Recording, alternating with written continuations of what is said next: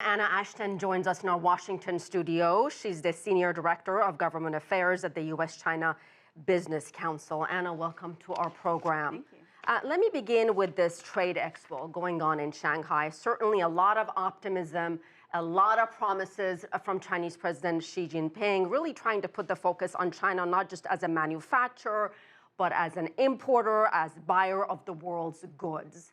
But there is also a lot of skepticism about what he had to say.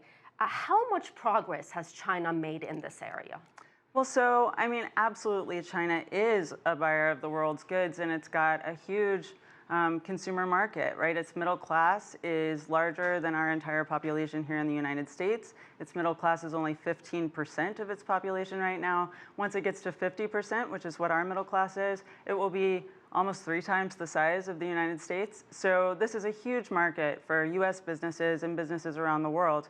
They all want to tap into it and feel like they need to in order to be successful globally. So why the skepticism from from U.S. companies, from business leaders? Yeah, I think it's a combination of optimism and skepticism. There are, I think, approximately 200 U.S. companies that are participating in this year's expo. A good 40 of them are our member companies.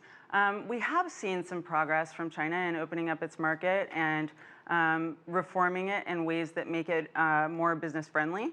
But there still are plenty of things that it can continue to do in order to truly be integrated with the international economy. You mentioned a number of companies are there: General Motors, Tesla, Ford, Honeywell, International, GE.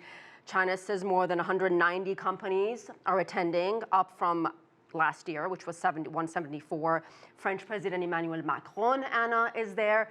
But the U.S. did not send a high-level delegation to this event. I mean, you've got the French president there. So was that, in hindsight, a mistake? And what kind of message is the U.S. sending by not sending a high-level delegation? I mean, it's not surprising that the U.S. didn't send a high-level delegation, given the fact that we have been in tense trade talks for months now. I think this is the 13th round of negotiations, but I don't think that that means that we're not making progress.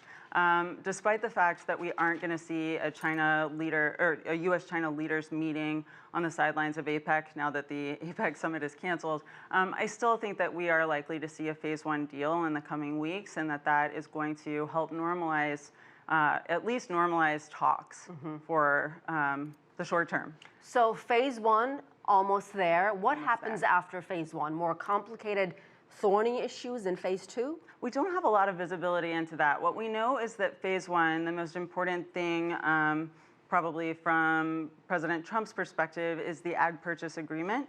But there definitely has been talk of moving forward on IP protection and enforcement, some talk of tech transfer agreements, and some other things that were sort of more the structural issues that the 301 investigation was trying to get at.